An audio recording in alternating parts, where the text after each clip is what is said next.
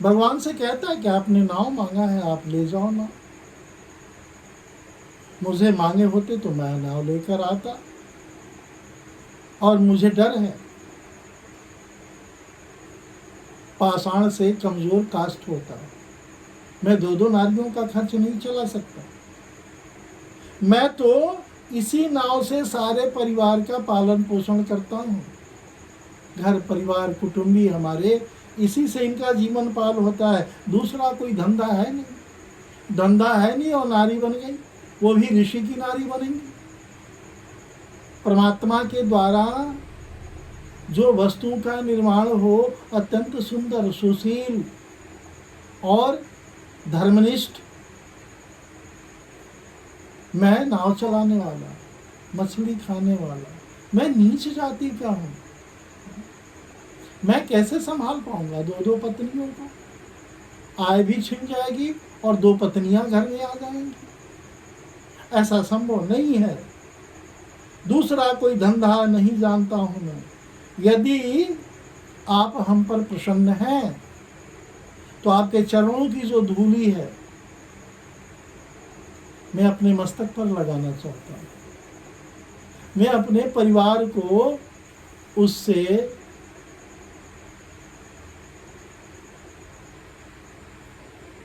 परमात्मा आपके चरणाबिंद जो होंगे उससे मेरा परिवार धन्य हो जाएगा। और मुख्य बात है कि मैं चरण यहाँ आपका स्पर्श करके चरण को धो लूँगा, चरण को पान कर लूँगा। उसके बाद अगर चरण आपकी नाव में गई तो मेरी नैया नारी नहीं हो पाएगी। पहले अपने चरण कमल पखारने का मुझे आदेश दीजिए, तब बातें आगे चलेंगी। पद कमल धोई चढ़ाई नाव, न नाथ उतराई चहो। मोहि राम रावरियान दशरथ, सपत सब साची कहो। बरु तीर मारहु लखन पे, जब लगी न पाव पखारी हो। तब लगी न तुलसीदास, नाथ कृपाल पार उतारी हो। सुनि केवट के बैन प्रेम लपटे अटपटे, बिहसे करुणाए। चितई जानकी लखन तना। भगवान ने प्रेम से सनी हुई इस बात को सुनकर के जब कहा केवट ने, हे नाथ, मैं चरण कमल धोकर आप लोगों को नाव पर चढ़ा लूंगा, मैं आपसे कुछ उत्तराई नहीं मांगूंगा, कोई पारिश्रमिक नहीं मानूंगा। हे राम, मुझे आपकी दुहाई और दशरथ की सौगंध है, मैं सच कह रहा हूं, केवल मुझे एक मौका अपने चरणों को धोने का दे दीजिए। इधर गंगा मचल रही है, इधर केवट अपने भक्ति से भगवान को बांधने का प्रयत्न कर रहा है। तो भगवान तो भक्तों के वश में होते ही हैं। सुरसरी गंगा भी छोटी मोटी भक्त नहीं है। यही नहीं, केवट जानता है कि लक्ष्मण क्रोधी है।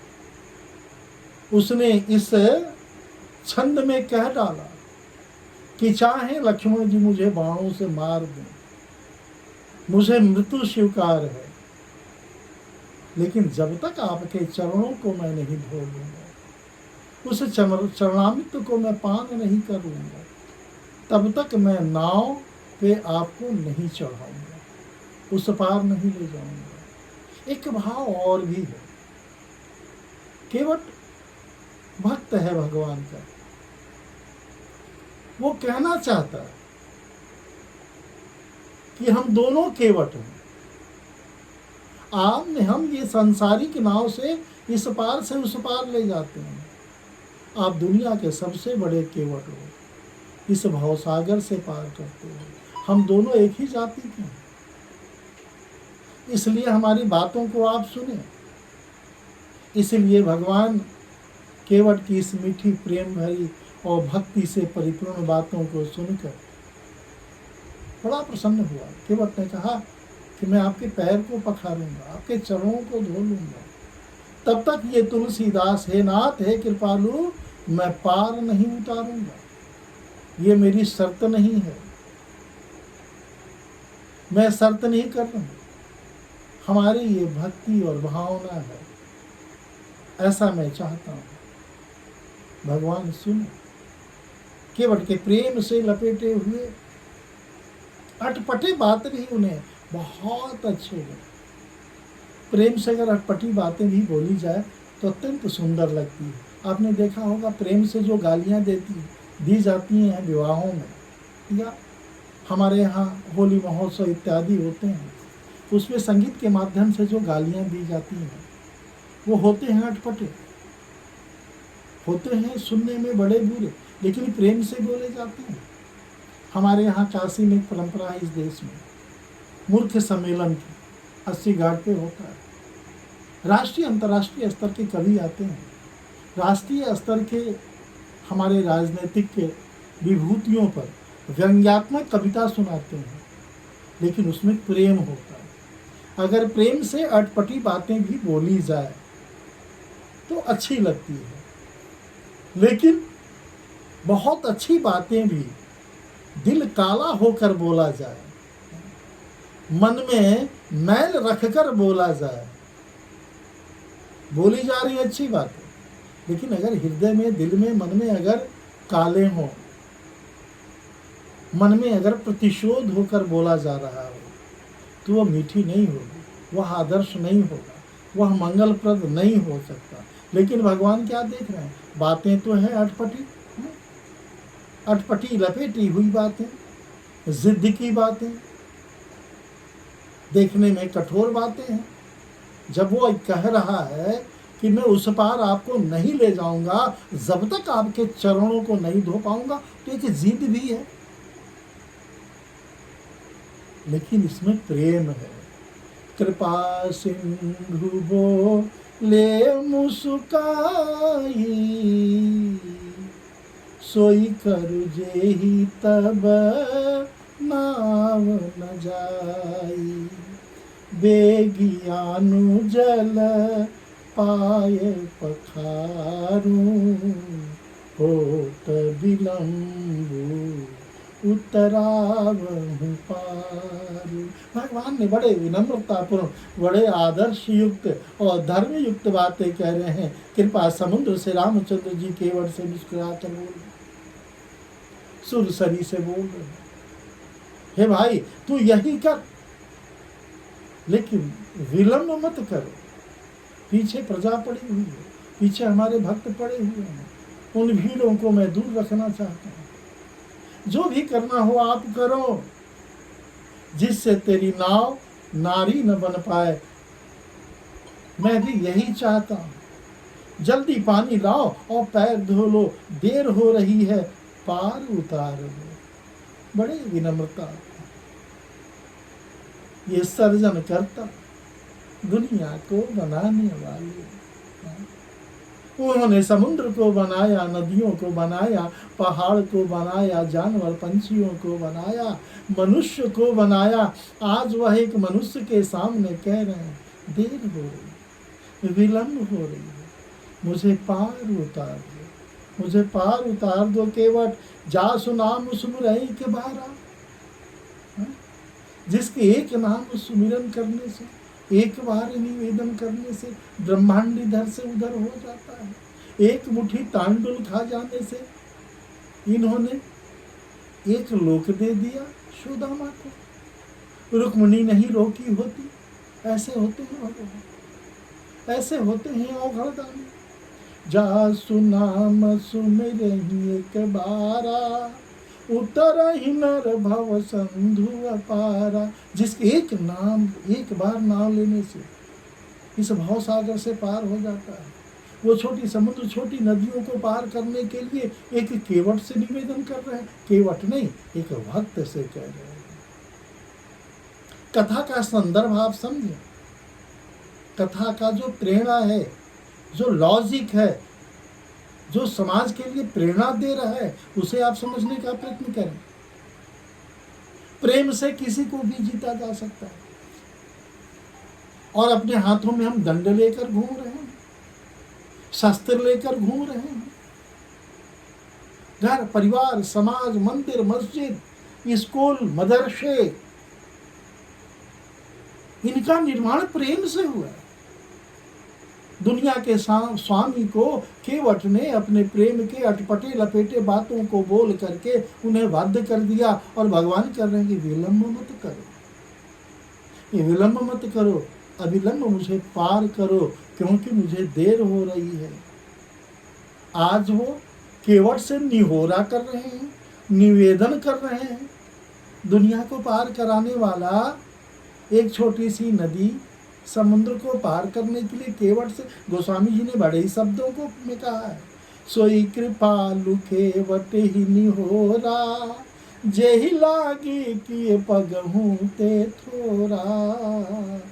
जहां बाली के यहाँ 3 पग में उन्होंने इस तीनों लोकों को नाप लिया, वो नदी और समुद्र को पार करने के लिए केवट से निहोरा कर रहे हैं, निवेदन कर रहे हैं।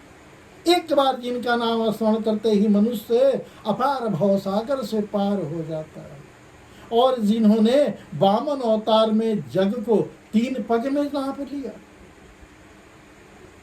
इस कथा का संदर्भ नहीं समझ पा रहे हैं कि हमें भक्त होना चाहिए, हमें रावण और कंस नहीं होना चाहिए, हमें सुबाहु बाहु नहीं होनी चाहिए, हमें मारीच नहीं होना चाहिए। मुझे भक्त होना चाहिए, मुझे बड़ा नहीं, हमें छोटा होना चाहिए। जहां हम ईश्वर के चरणों में शरणागत हो जाएं, गुरु के चरणों में शरणागत हो जाएं, हमें ये होना चाहिए। कथा का ये सेंस है, कथा का ये संदर्भ है, कथा का जो यह विषय है ये प्रेरणाप्रद है। हमें बनना क्या है, हमें करना क्या चाहिए। गोस्वामी जी सीधी भाषा में बोल रहे हैं। भगवान शंकर माता पार्वती को अत्यंत ही सरल भाषा में उन्हें संदेश दे रहे हैं कि राम कौन है, कैसे हैं, ये दुनिया वालों को क्या देना चाहते हैं। हे गौरी, हे पार्वती, हे सती, ये सुनो और दुनिया वालों को सुनाओ। ये अद्भुत बातें, अद्भुत बातें हैं। इनकी कोई मूल्य नहीं, इनकी कोई कीमत नहीं है। सोई कृपालु केवट ही निहोरा, जेहि जगु किए तिहु पगहु ते थोरा। 3 पग में इस पूरी सर्वांड ब्रह्मांड की जमीने, भूमि, पाताल, भूपाल, स्वर्ग सब छोटे हो गए। बाली ने अपने सर को रख दिया कि आपकी 3 पग पूरी नहीं हुई, ये पूरा कर लें आप। पद नख निरखी देव सरी हरसी, सुनी प्रभु वचन मोह मति करसी। सुरसरी के अंदर जो भाव और विह्वल हो रही थी, जो कुलाचे मार रही थी, तरंगे जो उठ रही थी, इस भक्ति की परिभाषा को देखकर, इस दृश्य को देखकर, इस भक्ति में आध्यात्मिक दृश्य को देखकर अत्यंत प्रसन्न हुए। अब सुरसरी को नहीं लगा कि प्रभु पहले हमारे यहाँ ही आए। प्रभु के इन वचनों को सुनकर गंगा जी की बुद्धि मोह से खींच गई थी।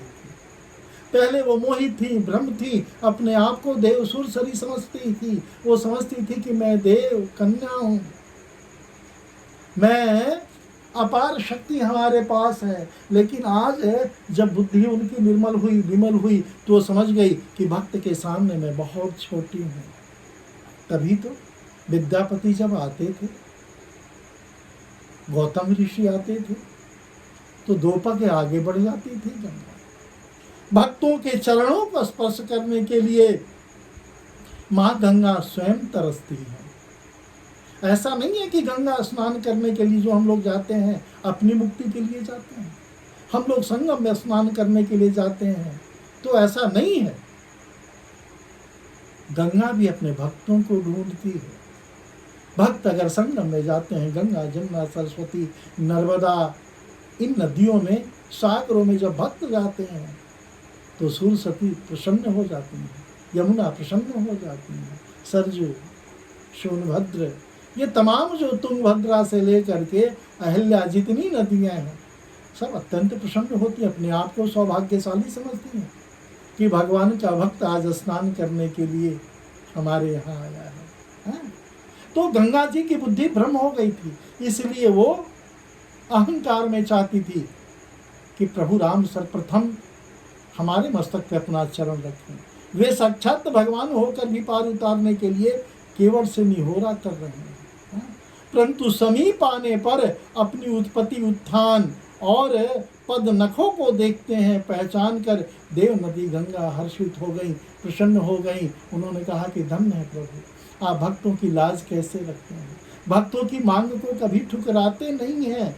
वे समझ गई कि भगवान नर लीला कर रहे हैं, उनसे उनका मोह नष्ट हो गया और इन चरणों के स्पर्श प्राप्त करके मैं भी धन्य हो जाऊंगी। मैं आध्यात्मिक युद्ध नहीं करूंगी कि पहले केवट नहीं, पहले मैं। भक्त तो भक्त होते हैं, भक्त तो समान होते हैं। और ऐसा विचार करके प्रसन्न हो गई। केवट श्री रामचंद्र जी की आज्ञा पार कर कठौते में भल कर जल लाने के लिए चला गया। जल लाएगा केवट, कैसे चरणों का पखारेगा, भगवान कौन से आशीर्वाद देंगे, इस प्रसंग को हम अगले दिवस में श्रवण करेंगे। हरि ओम शरणम।